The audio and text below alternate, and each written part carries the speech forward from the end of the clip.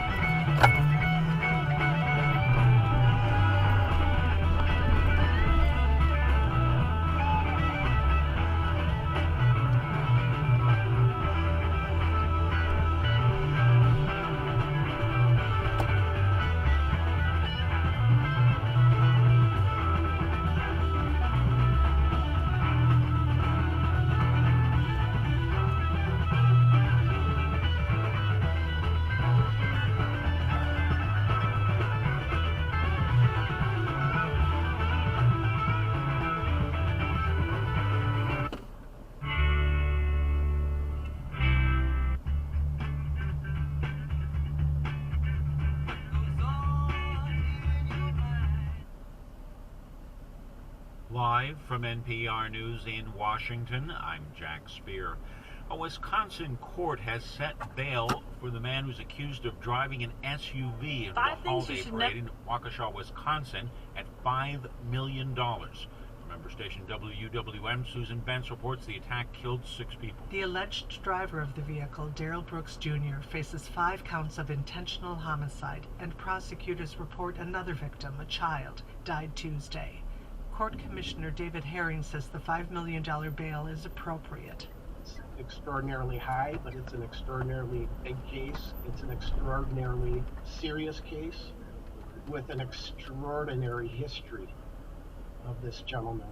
Prosecutors laid out Brooks' recent record, including allegedly running over a woman who says she is the mother of his child. He was out on bail for that charge when he drove into the parade. A conviction on any of the charges would trigger a mandatory life sentence. For NPR News, I'm Susan Bentz in Milwaukee. A federal jury has handed down a verdict in the case of 3 major retail pharmacy chains. It contends failed to do enough to stem the flow of opioid pain medications to 2 Ohio counties.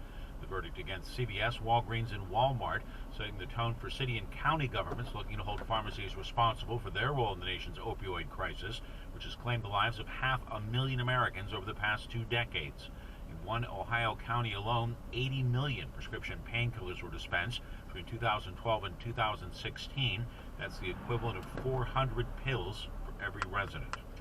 President Biden is touting the strength of the U.S. economic recovery, even if it's contributing to higher inflation. NPR's Scott Horsley reports Biden announced new measures today aimed at curbing high gas prices. Biden ordered the release of 50 million barrels of oil from the Strategic Petroleum Reserve in hopes that might lead to lower prices at the gas pump. Energy costs have soared as the U.S. economy rebounds and people are driving and traveling more. Biden says even though rising prices are putting a dent in people's pocketbooks, Americans have a lot to be grateful for this Thanksgiving. Record job growth, the strongest recovery in the world, and most of all, the chance to be together again with the people we love on Thanksgiving. AAA says even with today's high gasoline prices, holiday travel this week has nearly recovered to pre-pandemic levels. Scott Horsley, NPR News, Washington. The nation's banking regulators say they're hoping to clarify rules in 2022 regarding banks' involvement in the cryptocurrency market. In a statement, regulators saying they plan to make clear the kinds of activities banks can engage in, including holding the digital assets on their balance sheets, issuing so-called stable coins, or facilitating crypto trading on behalf of customers. A mixed close on Wall Street. The Dow was up 194 points. The Nasdaq fell 79 points today. This is NPR. Today, President Biden said the U.S. will release 50 million barrels of crude oil from the nation's petroleum reserve. It's a response to rising gasoline prices, which have added to the inflation that Americans are experiencing. Today we're launching a major effort to moderate the price of oil, an effort that will span the globe in its reach and ultimately reach your corner gas station, God willing. This is part of a coordinated effort involving other countries, too. And joining us now with more details is NPR's Jeff Brady. Hey, Jeff. Hello. So first, can we just step back for a moment? Can you just remind us why have gas prices increased so much over the last year? A big factor is the coronavirus pandemic. You know, a lot of us stopped traveling, and now that people are getting vaccinated and comfortable being out again, gas demand is up, but supply just hasn't kept pace. A year ago, the national average price for regular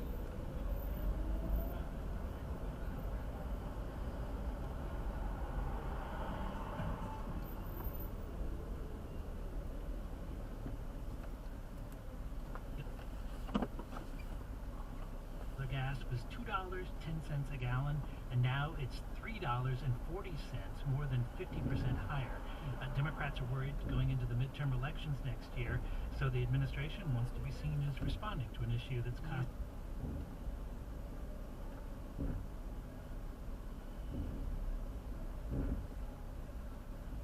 a lot of Americans money.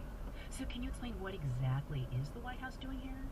It's working with several other countries to coordinate releases from their reserves, including China, Japan, and the United Kingdom. Here in the U.S., 50 million barrels of crude oil will be released from the Strategic Petroleum Reserve. which was created after the oil shortages in the 1970s. But it wasn't really created for situations like this. It's meant more for when like another country cuts off oil for political reasons rather than price increases. Still, most of this oil is going to be released under an exchange program. That means it'll go out on the market and then oil companies will replace it later. The Energy Department also will sell 18 million barrels that Congress already approved. The administration is moving that sale date up to try and get prices down now. So interesting. So what do you think? Do you think this will actually work to reduce gas prices? It should help a little, but boy, today both oil and gas futures prices were up. A lot of traders, they expected an even bigger release from the reserve. But in recent weeks, the rumor of an announcement like this was that it was coming. That sent some crude prices down before today. At the pump, though, gasoline prices just have not moved much at all. It can take a while for all that oil to move through the system, but there's another problem here with refineries. Tom Closa, he's at the Oil Price Information Service, and says the country has lost some of its refining capacity this year. And it's not the fault of any president, it's not the fault of Congress. The refineries that we've lost on the West Coast and at the Gulf Coast, most recently losing the refinery because of Hurricane Ida. And Closa says refining capacity should increase late next year. He predicts the White House announcement will drop prices a little because oil prices are the biggest factor in gas prices. The administration says that's the plan here, to use this oil from reserves as kind of a bridge until prices come down in the future. Right. Well, if there are potential problems with this approach, is there anything else the administration can do to bring gas prices down sooner? Last week, the president did ask the Federal Trade Commission to look for illegal behavior that might be keeping gas prices artificially high. There's no evidence this is happening now, and past investigations like it just haven't found wrongdoing. Biden also asked OPEC members like Saudi Arabia and other oil-producing countries to boost production. But those countries have said they intend to keep prices higher. This latest action could increase tensions with these countries. They had planned to boost production next month, but with today's announcement, they could choose to reduce production to keep prices where they want them. That is NPR's Jeff Brady. Thank you so much, Jeff. Thank you.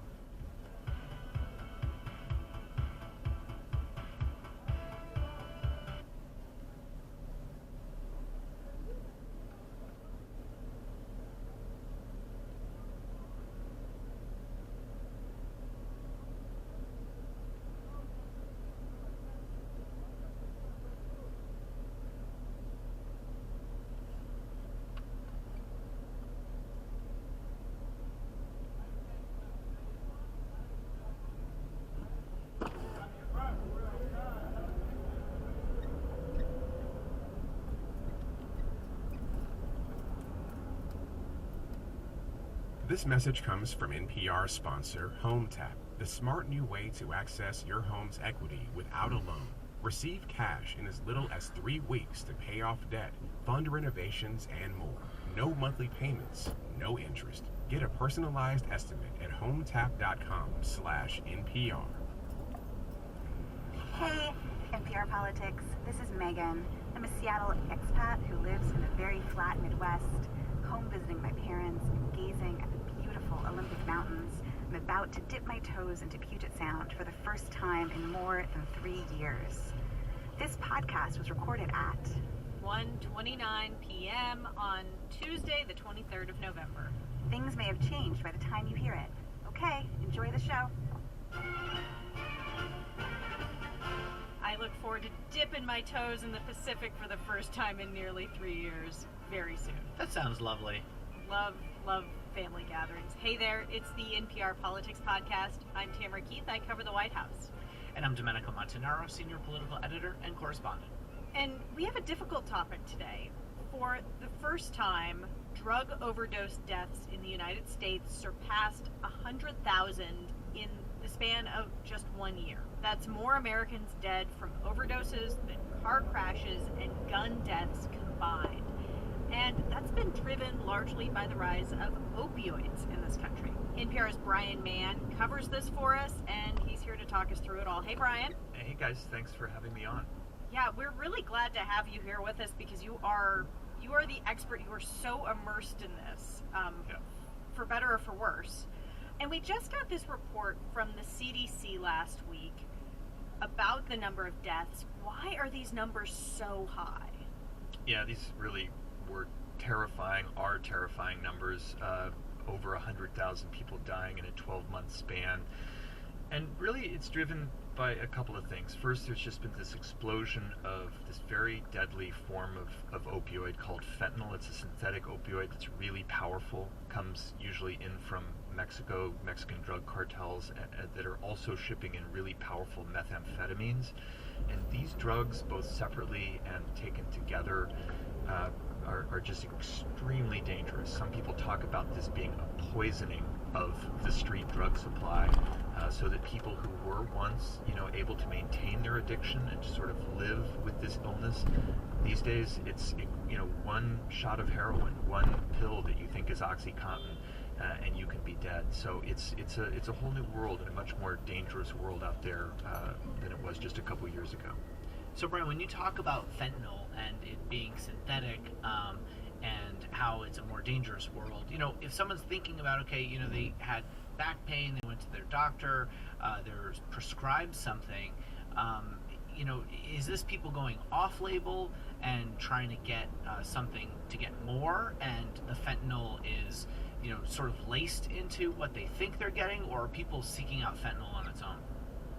Yeah, those are really good questions. So the basic narrative that we think, that public health experts think happened here, is that there was this big push back in the 90s and over the decades that followed by drug companies, by the medical community, to use opioids much more widely, and that created this big reservoir of addiction. People out there in America who are dependent on opioids. And once those pills started being pulled back, people with addiction started looking for other sources, and a lot of them turned to heroin, other street drugs.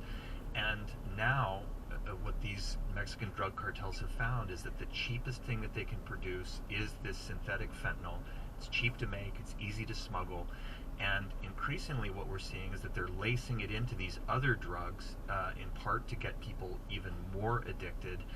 But another thing that's really troubling, Domenico, is that we are seeing people who are starting to seek fentanyl. They're actually looking for this as their drug of choice, and that just puts them in incredible danger, incredible risk every single time they use. Yeah, it's absolutely terrifying because it is so incredibly potent. One thing I want to talk about here is timeline, because as you said, these are numbers from April of 2020 to 2021. That is the height of the COVID pandemic. Were some of these deaths of despair? Is that how it would be categorized? Yeah, I think that is right. There is this kind of unholy convergence of different things. One is that this pandemic wrecked a lot of people's lives. People lost jobs, people were forced into isolation. And these are all situations where anyone who's ever dealt with addiction, or people who might be, sort of dragged into addiction, these are big risk factors. And treatment programs were disrupted, and support networks were disrupted. And then when you layer on top of it this increasingly dangerous street drug supply with this much more toxic fentanyl and methamphetamines everywhere, all over the country now, all of that came together. So yeah, the pandemic has made it worse, and that's still something today that the public health experts are trying to figure out. How do we keep people safer when so many of those support networks are still disrupted? Yeah, there's that newish movie series, Dope Sick, which is based on a book, and that was sort of about rural America being infiltrated with these prescription drugs. It's like this is the evolution of that. I'm wondering, where are these deaths? Has the opioid epidemic moved, evolved? Yeah, it is moving and evolving, and one of the most painful things we're seeing right now is, of course, it's still a big factor in places like West Virginia and rural Ohio and Indiana, but we are also seeing fentanyl and methamphetamines pushing into neighborhoods that were not a huge problem before. Black neighborhoods, urban neighborhoods, communities of color across the U.S., Native American communities. Methamphetamines in particular are absolutely devastating Native American communities all over the U.S. And so, and that brings all kinds of complications. Whenever you bring race into a conversation, especially when it also intersects with drug policy and the drug war, that is really complex. And so, yeah, right now, a lot of people are getting hurt who a couple years ago were not as vulnerable, and that's made the response to this even more challenging than it was before. And I think it's really fascinating how we've seen this shift. Certainly, we're not talking about these public policy solutions in the way that you heard in the 1980s when we had the crack cocaine epidemic that was really hitting black and brown communities much harder than we're seeing now. And you had First Lady Nancy Reagan talking about just say no. Well, now we're talking about a more fuller array of potential public policy solutions when we see this now in what's, at least until recently, been much more predominantly white, more rural areas, and frankly, with places that heavily supported former President Trump. That's really fascinating and complicated watching the Biden team try to thread that needle. So, just a quick note, Joe Biden obviously was one of the architects of the war on drugs era policies that criminalized a lot of these things and made prisons and police the primary response to addiction for decades. And now Joe Biden, as president, finds himself with what most people now describe as a public health crisis, a thing that is going to be solved with medical care and treatment and hospitals rather than prisons. But they're still sort of high-centered on that whole conversation. And so you have people out on the street saying, hey, there are things that would keep people alive. We could have safe drug consumption sites. We could hand out clean needles that would help people avoid HIV and hepatitis. We know what to do to reduce these terrible, terrible numbers. Under our current drug war era laws, these people with this illness, with addiction as disease, are viewed as criminals. And while they're still viewed as criminals, it's incredibly hard. On the one hand, you have the Biden team saying, let's get these people care, let's help them survive. But they're still navigating a situation where technically these people are criminals. They should be arrested for what they're doing. They should be locked up, and that's what the laws in the book say.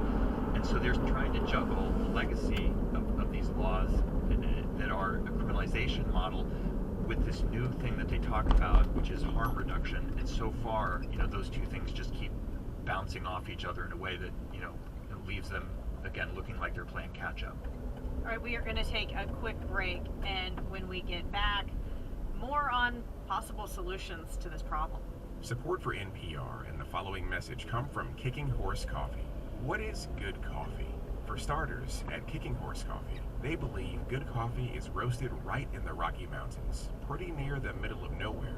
They think good coffee is deep, dark, and delicious. They know good coffee is 100% organic and 100% fair trade, and they guarantee good coffee kicks ass. Try it out and wake up with them. Available online in whole bean and ground at kickingHorseCoffee.com. And we're back, and I want to get to policy solutions.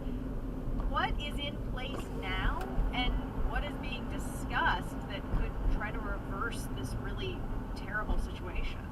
I think it is really important to say that good policy can help. That's what all the public health experts say. That's what I've seen on the ground. And let me just point to one example that gets overlooked, which is the Affordable Care Act. Obamacare included provisions that helped millions of people with addiction get better care. There are a lot of people alive today because of the Affordable Care Act.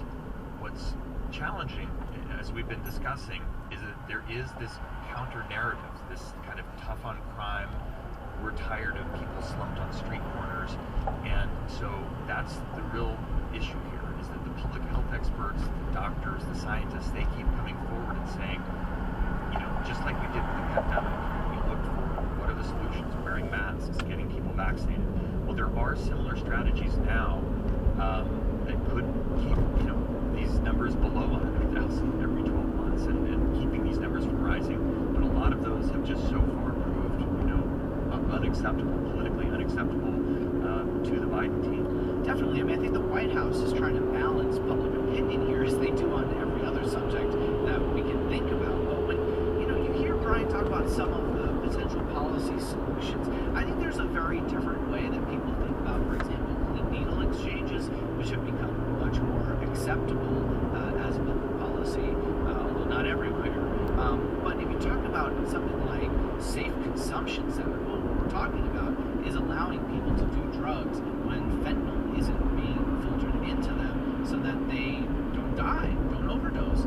I think that you just imagine President Biden coming out and saying, okay, now we're going to create these safe consumption centers. Imagine what the political, especially conservative backlash would be, considering that a lot of these policies that seem progressive that were going into place in some of these white communities have also been rolled back by a lot of those conservative elected leaders. I mean, you talk about conservative backlash, but I can easily see liberal backlash too at the same time. But Brian, before I let you go, I just wonder, is there anything hopeful in all of this? You know, Tim, I love this question, and I think in my reporting I lose track of this a lot. I don't say this enough that, you know, addiction, even this opioid addiction, methamphetamine addiction that are so deadly now, you know, this is an illness that people most often do survive. Most people who become addicted do eventually recover, and what the science shows is that with proper health care, there are better medications now, better treatments, better therapies all the time, that improves people's chances dramatically, as you would expect. And so, you know, we've been talking about the Biden administration playing catch-up and half measures, but the reality is that some of these things are going to help more people. In a way, it isn't just talking about it like a disease, it's actually treating it like a disease. Yeah, and in our society, because of all the baggage, the drug racial dynamic, making that transition has proved to be really, really hard. But in covering this over the years, I have seen progress. I have seen more doctors who know how to treat addiction just like they would treat other illnesses. I see more hospitals that know what to do when somebody comes through the door with an overdose. You know, they do better work there. And so, you know, in many parts of the country, this is getting better. If it weren't for this poisonous drug supply that's out there right now, if it weren't for this pandemic, I think we might see more progress. This is a very ugly moment. But yeah, as the country continues to pivot on some of this, hopefully we'll see these numbers start to come down. All right, well, let's leave it there on that hopeful note. Brian, man, thank you so much. Thanks for having me on. I'm Tamara Keith. I cover the White House. I'm Domenico Montanaro, Senior Political Editor and Correspondent. And thank you for listening to the NPR Politics Podcast.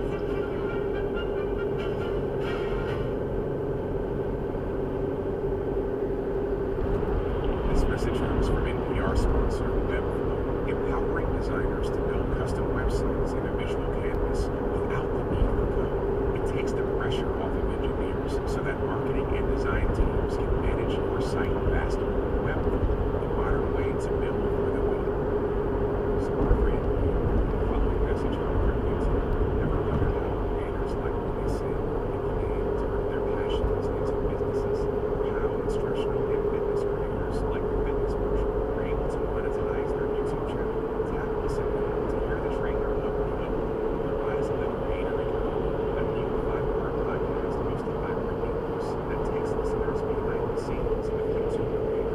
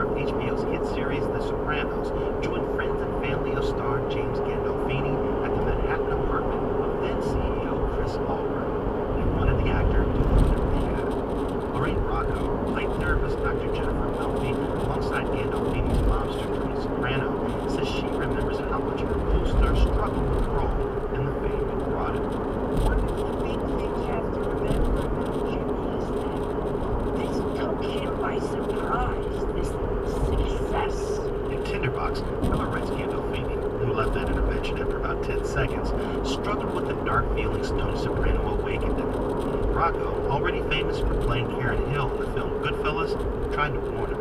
As we all know, success is a really weird thing, and fame is even weirder.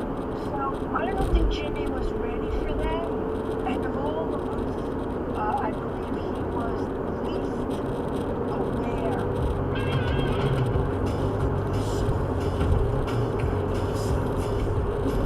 Miller spoke to 757 people for Tinderbox, tracing its story in quotes from performers, producers, executives, and more. And few programs symbolized the success HBO reached in challenging the rules of TV. No commercials, explicit content, and a wide latitude given to talent like The Sopranos.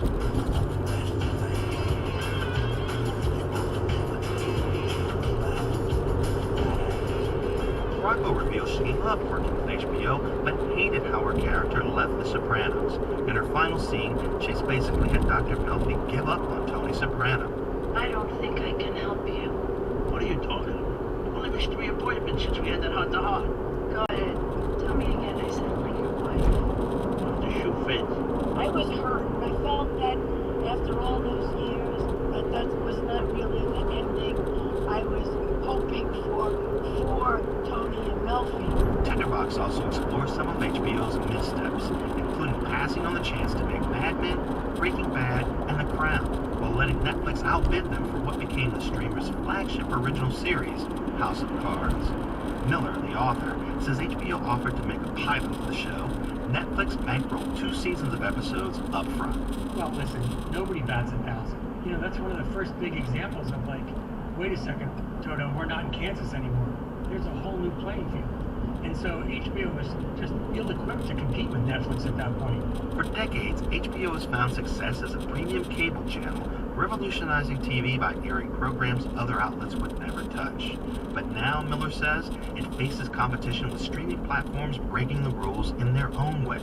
And I think that the next 2 to 3 years of HBO's existence is going to determine the next decade of HBO's existence. Tinderbox details how HBO's victories helped define quality TV in one era, even as it seeks success in another one. I'm Eric Deckens.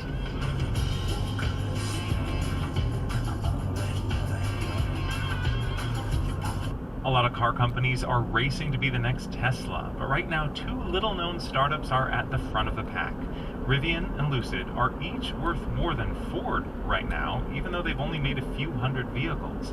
NPR's Camila Domonoski explains why these 2 companies are out in front. Once the light turns green, yep, you punch it a little bit. Last week, I took Rivian's electric pickup truck for a spin. It's got a left foot. Both these electric vehicle startups have hit a huge milestone. They're actually producing and selling their vehicles today. That's why I could zoom around DC in that truck. Both companies also have a ton of cash in the bank and big plans to scale up. So, who are these companies? Let's start with Rivian. So if you think of Tesla as the Brooks Brothers suit, we're the Patagonia. That's James Chen, who leads Rivian's. Stay with us for the news happening here in Los Angeles and SoCal from your LA public radio stations. That's right after the top story from NPR on Consider This. Until about 3 years ago, TJ Abraham delivered babies for a living. He was an OBGYN for the University of Pittsburgh Medical Center, but he started to feel like he was slipping at work, like forgetting little things, slowing down. Surgeries were taking me long. I felt like my hand-eye coordination was off, and I would get flustered because I didn't know what was wrong. Soon, TJ found himself looking up basic information on birth control and antibiotics, stuff he'd known routinely by heart. At one point, he began blanking out during important conversations, including surgical consultations. That happened a couple of times, to the point where patients were like, Dr. Abraham, are you okay? Oh, yeah, I'm fine. Shake it off. TJ could feel his personality shifting too. He was quick to anger, he started avoiding people. Maybe it was the pressure of a newborn baby at home, he thought. Maybe he was just getting burnt out at work. But then one day, in an operating room, this happened. I was doing a hysterectomy. I couldn't remember what to do to finish it, the last couple steps. And so I made up some excuse, told the nurses I think I had to go to the bathroom. I went out, got on my phone and looked it up because I couldn't remember what to do. What was happening to him? TJ began a desperate search for answers, and he found someone offering them. Welcome to the Brain Warriors Way podcast.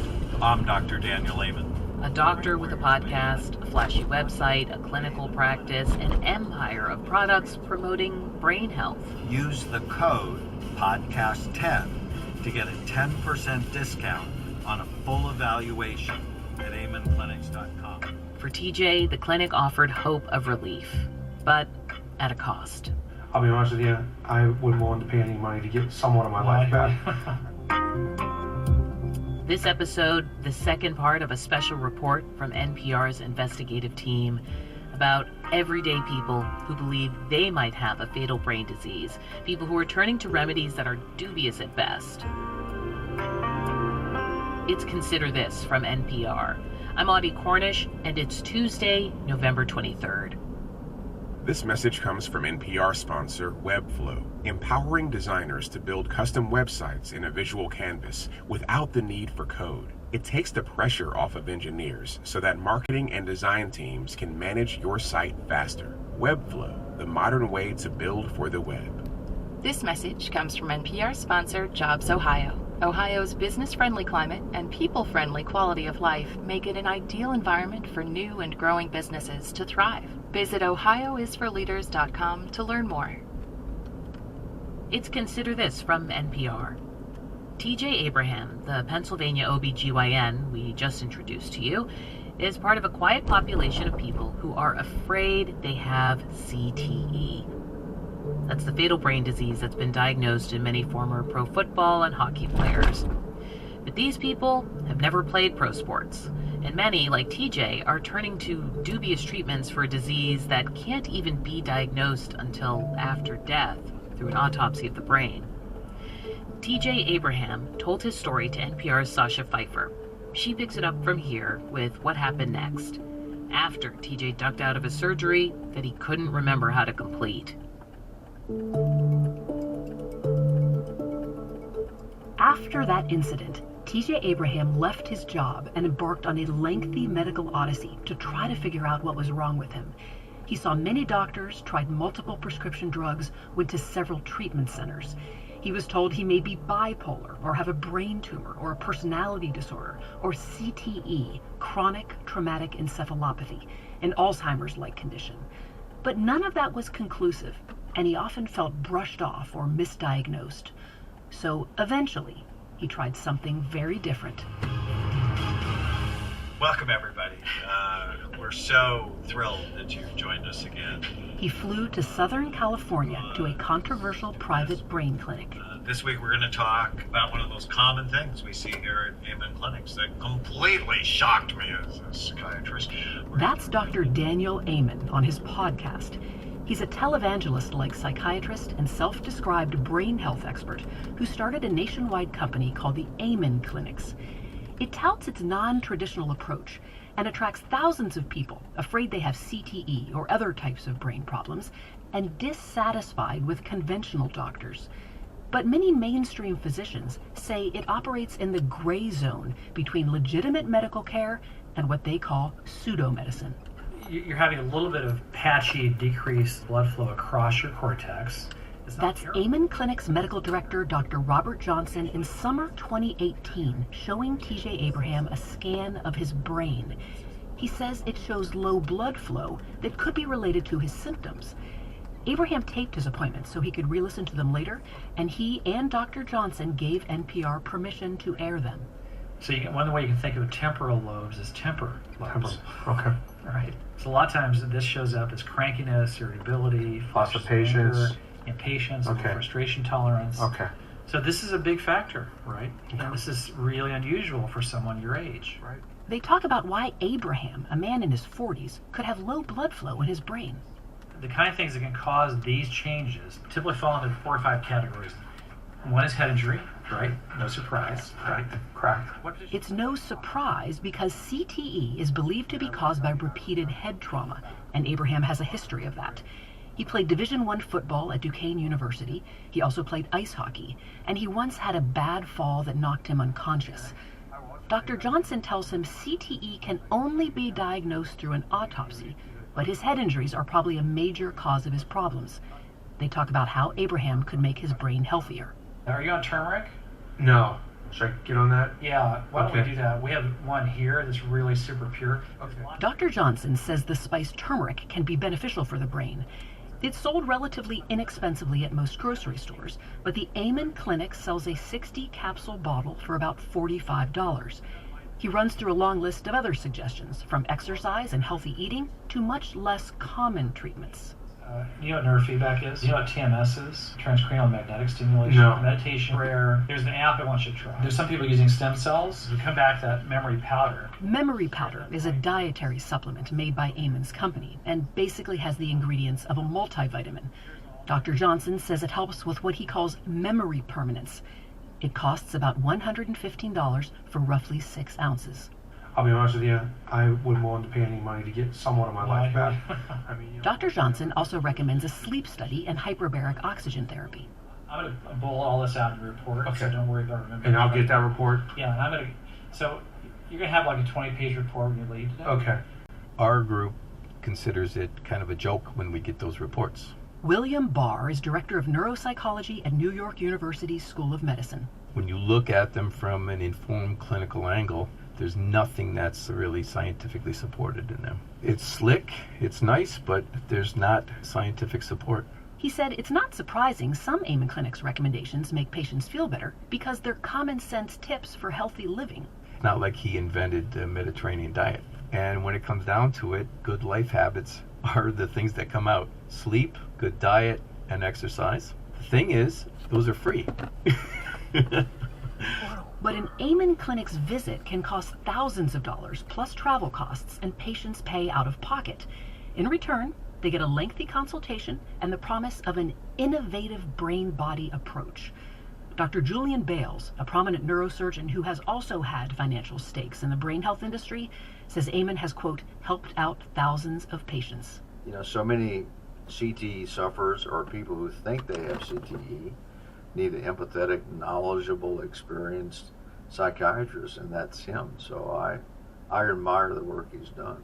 But William Barr of NYU is unconvinced. Unfortunately, in what I call the concussion industry, there are a lot of opportunists looking for the quick money, and people who are feeling hopeless will go for anything.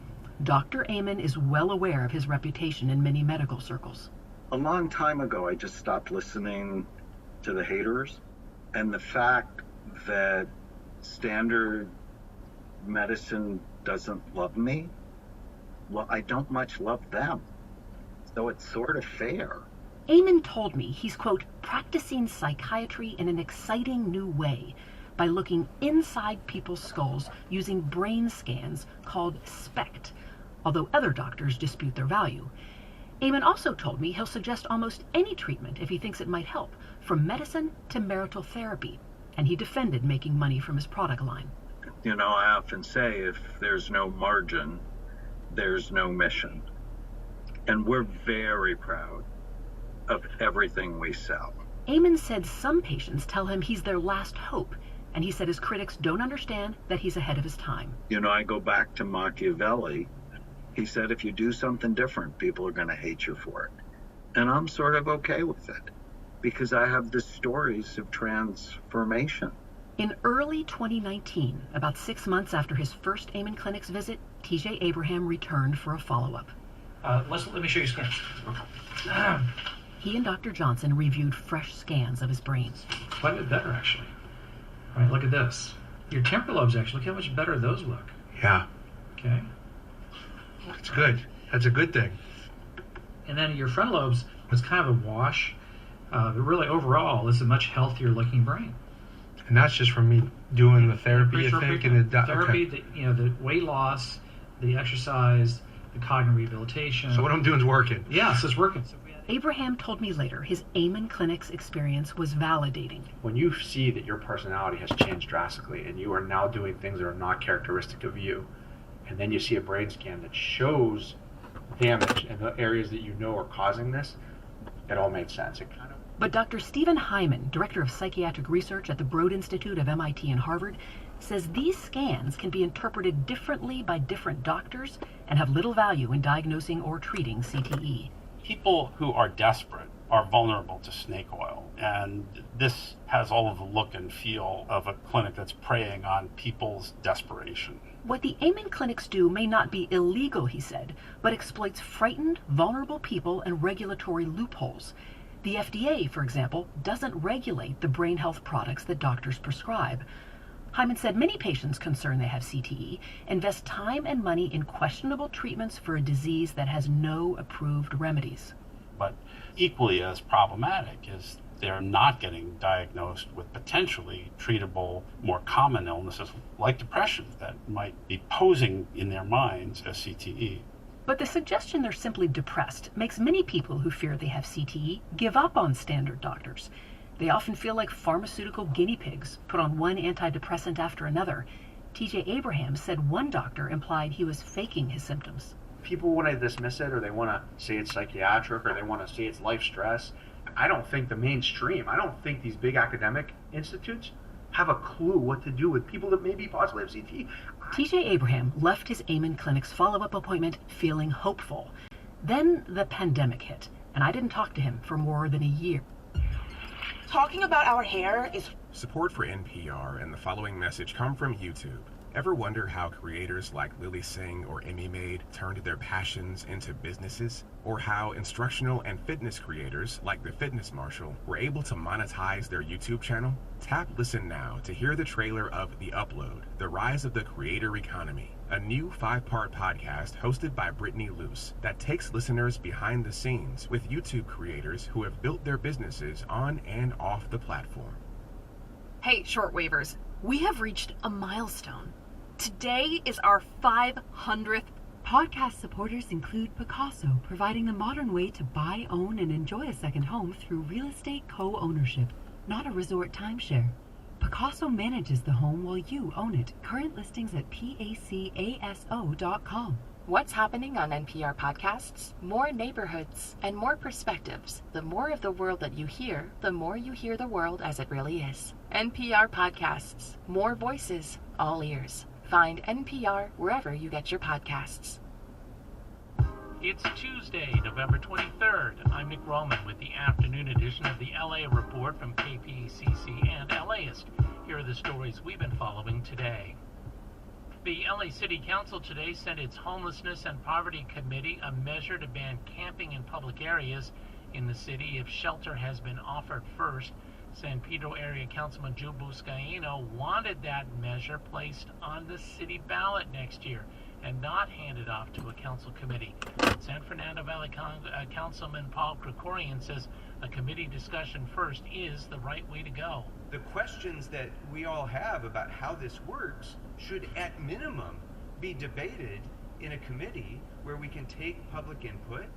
But Buscaino says what's to debate? He says LA's homelessness crisis requires what he calls a FEMA-like response that focuses on emergency shelter rather than permanent housing. Why would we continue to allow someone to continue to live on public property if a safer, healthier alternative is available? Well, the Safer Streets LA campaign that Buscaino backs says it will begin collecting signatures to get that measure on the ballot. It'll start the process in January and collect signatures into April. LA has nowhere near enough shelter beds for the city's homeless population.